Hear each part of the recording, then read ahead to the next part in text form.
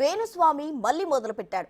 నాగ చైతన్య శోభిత నిశ్చితార్థం జరిగిందో లేదో వాళ్ళ వైవాహిక జీవితం సజావుగా సాగదంటూ చెప్పుకొచ్చాడు.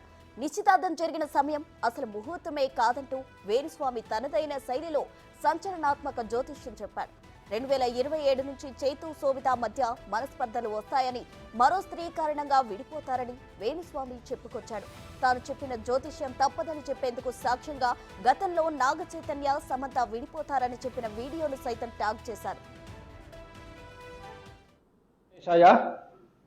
శోభిత ధూళిపాళ మరియు నాగ చైతన్య ఇద్దరికి సంబంధించినటువంటి నిశ్చితార్థ మహోత్సవం అంటే ఎంగేజ్మెంట్ అనేటువంటిది నాగార్జున గారు అఫీషియల్గా ఈరోజు 8/8/2024 తేదీ నాడు ఉదయం 9:42 జరిగింది అని ప్రకటన చేసినారు.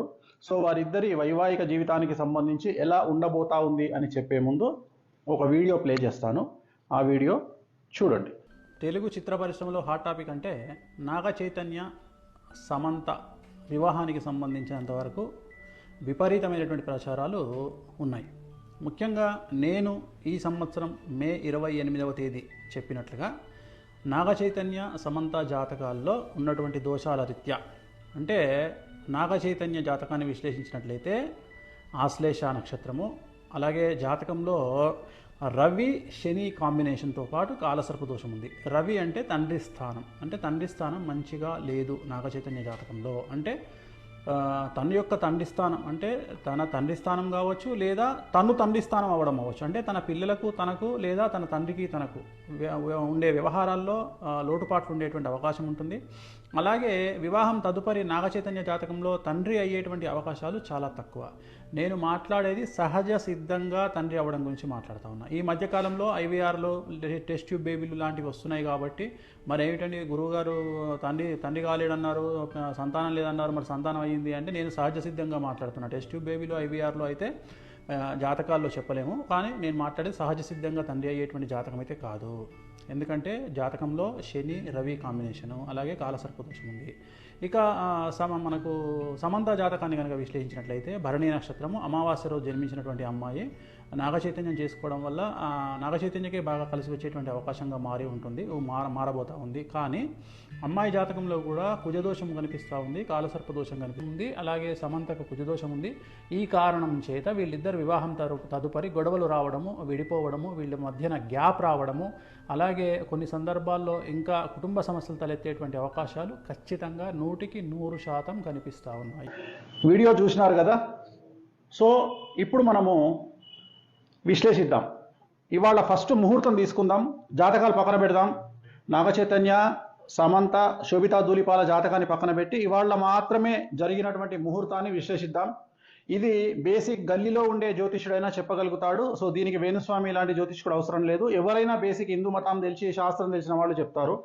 ఈ రోజు జరిగినటువంటి ముహూర్తము ఉత్తరా నక్షత్రంలో జరిగినటువంటి ముహూర్తము. ఈ రోజు ఉత్తరా నక్షత్రం ఉంది, ఇవాళ పొద్దున 9:42. సో ఈ రోజు జరిగినటువంటి ముహూర్తం ఉత్తరా నక్షత్రము, అలాగే లగ్నం వచ్చి ఇవాళ కన్యా లగ్నం అయింది. మన ముహూర్తం కనుక తీసుకున్నట్లయితే ఇది ముహూర్తం. సో ఇది కన్యా లగ్నం అయింది. సో మేషం, వృషభం, మిథునం, కర్కాటకం, సింహం, కన్యా లగ్నం అయింది. జనరల్గా వైవాహిక జీవితానికి సంబంధించి ఎంగేజ్మెంట్ అయినా సరే, వివాహమైనా సరే 7th హౌస్ కళత్ర స్థానం అనేటువంటిది ఖాళీగా ఉండవలెను. ఇక్కడ ఎవరున్నారండి? రాహు ఉన్నాడు. ఇక్కడ 7వ స్థానంలో రాహు ఉన్నాడు. కళత్ర స్థానము అంటారు దీన్ని. కళత్ర స్థానము అంటే వైవాహిక జీవితంలో భార్యాభర్తలు విడిపోవడము, గొడవలు జరగడము, సంతానం లేకపోవడము, యాక్సిడెంట్ జరగడము, ఇలాంటి అన్నీ కూడా ఈ కళత్ర స్థానం వల్ల ఏర్పడతాయి. మరి లగ్నంలో చంద్రుడు, కేతువు, అలాగే 12వ స్థానంలో ముహూర్తం పెట్టినటువంటి 12వ స్థానంలో శుక్రుడు మరియు బుధుడు. సో ఒక్కసారి ఆలోచన చేయండి. అన్నిటికంటే ముఖ్యం శని దృష్టి 12వ స్థానమైనటువంటి బుధుడు శుక్రుడి మీద ఉంది ఇవాళ పెట్టినటువంటి ముహూర్తము. అలాగే లగ్నంలో చంద్రుడు, కేతువు, అలాగే 7వ స్థానంలో రాహువు, కళత్ర స్థానంలో రాహువు. ఇది చిన్న పిల్లవాడినైనా శాస్త్రం తెలిసిన వాడిని అడిగితే ఈ ముహూర్తము నిషేధము అని చెప్తారు. మరి ఎందుకండి వీళ్ళు చేసుకున్నారు ముహూర్తము అంటే, ఈ రోజు నాగార్జున గారు పెట్టినటువంటి ముహూర్తాన్ని బట్టి 888 అనేటువంటి ముహూర్తాన్ని వాళ్ళు నిర్వహించుకోవడం జరిగింది. 888 అంటే వీళ్ళు చేసింది ఏంటంటే ఇవాళ 8వ తారీఖు 8వ నెల 2024 టోటల్ 8 అంటే మొత్తం 8 వచ్చింది. దీన్ని 888 అంటారు. ఇది సంఖ్యాశాస్త్ర పరంగా వాళ్ళు యాక్సెప్ట్ చేసినారు. సో మనం ఏం తప్పు పట్టట్లేదు వాళ్ళని, వాళ్ళ ఇష్టం. ఈ ముహూర్తం అయితే నిషేధము, ఈ ముహూర్తము ఇవాళ నిశ్చితార్థానికి పనికిరానటువంటి ముహూర్తంలో వీళ్ళు చేసుకోవడం జరిగింది. నేను గతంలో మరి నాగచైతన్య సమంత జాతకాన్ని ఎందుకు విశ్లేషించి విడిపోతారని చెప్పినప్పుడు చాలామంది నన్ను బండబూతులు తిట్టినారు, విమర్శించినారు. ఇక మీదట ఈ వీడియో విమర్శించే వాళ్ళు కూడా ఒకసారి నేను పెట్టిన వీడియో చెక్ చేసుకోండి, సమంత నాగచైతన్యది. మరి వాళ్ళిద్దరి కాంబినేషన్, సమంతది మేషరాశి, నాగచైతన్య గారిది కర్కాటక రాశి. సమంత గారు అమావాస్య నాడు పుట్టడం జరిగింది. శోభిత ధూళిపాళది ధనుస్సు రాశి, ఆమె కూడా అమావాస్య నాడు పుట్టడం జరిగింది. ఇక శోభిత ధూళిపాళ నాగచైతన్య ఇద్దరి కాంబినేషన్. సమంత ఆల్రెడీ మనం సమంత నాగచైతన్య నేను క్లారిటీ ఇవ్వడం జరిగింది, విడిపోతానని చెప్పడం జరిగింది. పెళ్ళి జరిగినప్పుడు కాదండి, ఇలాగే ఎంగేజ్మెంట్ జరిగిన తర్వాతనే నేను చెప్పడం జరిగింది విడిపోతారని. ఎంగేజ్మెంట్ జరిగిన తర్వాత గుర్తుంచుకోండి, నేను పెళ్ళైన తర్వాత చెప్పలేదు, ఎంగేజ్మెంట్ కాగానే చెప్పాను వాళ్ళు విడిపోతారని. అలాగే ఇప్పుడు వీళ్ళ గురించి జాతకాన్ని విశ్లేషిస్తా ఉన్నా. దయచేసి ఎవరు కూడా నెగిటివ్గా అర్థం చేసుకోవద్దు, అందరూ కలిసి ఉండాలనేది నా కోరిక. కానీ కొన్నిసార్లు మనం మంచి కోసం చెప్పడానికి ప్రయత్నం చేస్తాం, ఎందుకు తెలిసి ఒక రాంగ్ స్టెప్ వేస్తారు అనే ఉద్దేశంతో చెప్పడం జరుగుతుంది. ఇక్కడ గుర్తుంచుకోవాల్సింది, శోభిత ధూళిపాలది ధనుస్సు రాశి, అలాగే నాగచైతన్యది కర్కాటక రాశి. ఒకసారి కాంబినేషన్ చూడండి, కర్కాటకం, సింహం, కన్యా, తుల, వృశ్చికం, ధనుస్సు 6, ధనుస్సు, మకరం, కుంభం, మీనం, మేషం, వృషభం, మిథునం, కర్కాటకం 8. సో 6:8 అయిపోయింది. షష్టాష్టకాలు, ఇద్దరి జాతకంలో షష్టాష్టకాలు. అలాగే ఇద్దరి జాతకం, సమంత జాతకాన్ని అలాగే శోభితా ధూళిపాల జాతకాన్ని విశ్లేషిస్తే మీరు అబ్జర్వ్ చేశారో లేదో, ఇద్దరి జాతకాల్లో కూడా శని దృష్టి అనేటువంటిది కుజుడి మీద ఉంది. ఇక్కడ కూడా చూడండి, శోభితా జాతకంలో శని దృష్టి అనేటువంటిది కుజుడి మీదనే కాదు, శుక్రుడి మీద, గురువు మీద ఉంది. సో వీరి జాతకంలో 2027 నుండి సమస్యలు ఉండే అవకాశం ఉంది. 2027 వరకు సో బాగానే ఉంటుంది వ్యవహారం. 2027 నుండి వైవాహిక జీవితంలో సమస్యలు అనేటువంటి ఏర్పడతాయి. అలాగే వీరి సమస్యలకు ప్రధానమైనటువంటి కారణం ఒక స్త్రీ మూలకంగా ఉంటుంది. ఒక స్త్రీ మూలకంగా వీళ్ళ భార్యాభర్తల మధ్యన గొడవలు వచ్చేటువంటి అవకాశం ఉంది. సో వీళ్ళ జాతకంలో నా అల్టిమేట్ స్టేట్మెంట్ ఏంటంటే, శోభిత ధూళిపాళ మరియు నాగచైతన్య జాతకంలో షష్టాష్టకాలైనాయి. మీరు కావాలంటే చూసుకోండి, షష్టాష్టకాలైనాయి. ఆ ఒకటే కాదు, పర్సనల్ జాతకాలు కలవకపోవడమే కాదు, ఇవాళ పెట్టినటువంటి ముహూర్తం కూడా మంచి ముహూర్తం కాదు. సో నేను అఖిల్ ఎంగేజ్మెంట్ క్యాన్సిల్ అవుతుందని చెప్పడానికి గల కారణము, అలాగే నాగచైతన్య సమంత మ్యారేజ్ ఫెయిల్ అవుతుందని చెప్పడానికి కారణము, వీటన్నిటికీ కారణము వ్యక్తిగతమైనటువంటి జాతకాలు మరియు ముహూర్త బలం. అంతే తప్ప నాకు వ్యక్తిగతంగా ఎవరి మీద ద్వేషం అనేటువంటిది ఉండదు. దయచేసి ఈ విషయాన్ని అర్థం చేసుకోండి. నేను ఒక జ్యోతిష్కుడిగా మంచి కంటే కూడా చెడు చెప్తే జాగ్రత్త పడతారు అనే ఉద్దేశంతో చెప్తా ఉన్నా. ఇప్పుడు కూడా చెప్పడానికి గల కారణాలు ఏమిటి అంటే, అట్లీస్ట్ వీళ్ళు ఏమైనా నివారణ కార్యక్రమాలు మీకు సంబంధించినటువంటి మీ జ్యోతిష్యులను, మీ పండితులను కనుక్కొని ఏ దేవాలయంలోనైనా వీటి నివారణ కార్యక్రమాలను మీరే జరిపించుకోండి. పెళ్లికి ముందు జరిపించుకోండి. 10 కాలాల పాటు పిల్లా పాపలతో హాయిగా ఉండండి.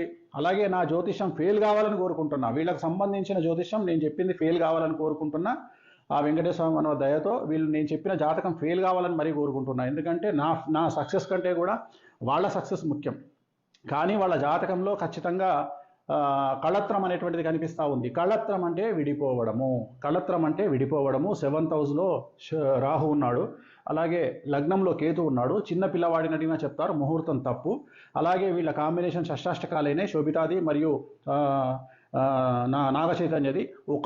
ఒక విషయం చెప్పాలంటే, సపోజ్ మీరు అడిగారు అనుకోండి, గురుగారు మీరు మీకు తెలిసి ఎన్ని మార్కులు వేస్తారండి ఒకవేళ నాగచైతన్యకు Samantha combination plus Naga Chaitanya Sobhita Dhulipala combination అని మీరు అడిగితే, నేను క్లియర్గా చెప్తున్నా, చైతన్య సమంత 100కి కనీసం ఒక 50 మార్కులు వేయచ్చు. చైతన్య శోభిత 100కి 10 మార్కులు కూడా వేయలేను. అలాగే సమంత జాతకం 100% బాగుంది ఇండస్ట్రీ పరంగా తీసుకుంటే. అలాగే శోభిత జాతకం తీసుకుంటే 20% బాగుంది కెరియర్ పరంగా నేను చెప్పేది. సో ఓవరాల్గా తీసుకుంటే నేను అడిగేది ఏంటంటే, నేను చెప్పదలుచుకున్న పాయింట్ ఏంటంటే, నాగచైతన్య కాంబినేషన్ ఆఫ్ శోభిత 100కి 10 మార్కులే, అండ్ నాగచైతన్య సమంత 50 మార్కులు. సో ఇంత 50 మార్కులు వేసినటువంటి వాళ్ళే విడిపోయారంటే, మరి కాంబినేషన్ ఆఫ్ సమంత నాగచైతన్య శోభిత కాంబినేషన్లో మరి నేను 10 మార్కులు వేస్తున్నా 100కి అంటే, ఇంకెంత ప్రభావం ఉందో చూడండి. ఎందుకంటే శోభిత జాతకంలో చాలా ఎక్స్ట్రీమ్ ప్రాబ్లమ్స్ కనిపిస్తూ ఉన్నాయి. సో ఒక స్త్రీ మూలకంగా వీళ్ళ జాతకంలో వీళ్ళు విడబాటుకు గురయ్యే అవకాశం ఉంది. అలా జరగొద్దని కోరుకుంటా ఉన్నా. నేనే ఓడిపోవాలి, నా జాతకమే ఫెయిల్ అవ్వాలని కోరుకుంటా ఉన్నా. అలాగే స్వయం ప్రకటిత యూట్యూబ్ మేధావులు, స్వయం ప్రకటిత యూట్యూబ్ జర్నలిస్టులు గుర్తించాల్సింది ఏంటంటే, ఇదే నాగచైతన్య సమంత విడిపోతారని నేను ఎంగేజ్మెంట్ అప్పుడు చెప్పాను. ఇప్పుడు కూడా మళ్ళీ వీళ్ళు కూడా విడిపోతారని చెప్తా ఉన్నాను. సో నన్ను విమర్శించే ముందు నేను చెప్పిన వీడియో ఒకసారి చూసి, సమంత గురించి, నాగచైతన్య గురించి చెప్పిన వీడియో చూసి మీ స్వయం ప్రకటిత మీ మేధావితనానికి పనిపెట్టుకోండి. సో వీళ్ళైతే విడిపోవద్దని కోరుకుంటా ఉన్నాను నేను. అండ్ ఇంకా నేను చెప్పాల్సింది చెప్పాను. 100% వీళ్ళకు విడాకులు అనేటువంటివి కనిపిస్తూ ఉన్నాయి. 2027 తర్వాత వివాహం అవుతుందా అవ్వదా ఏమవుతుంది అవన్నీ క్వశ్చన్ మార్కులే. బట్ ఫైనల్గా చెప్పదలుచుకుంది మాత్రం ఖచ్చితంగా ఎడబాటు అనేది ఉంటుంది ఇద్దరి మధ్యలో, శోభిత అండ్ నాగచైతన్య మధ్యలో. ఇక యూట్యూబ్ మీమర్స్, ట్రోలర్స్, ఎంజాయ్, మీ పని మీరు ప్రారంభించండి, క్రియేటివిటీ చూపించండి, మంచి పద్ధతిలో చాలా కొత్తగా కామెంట్ చేయండి.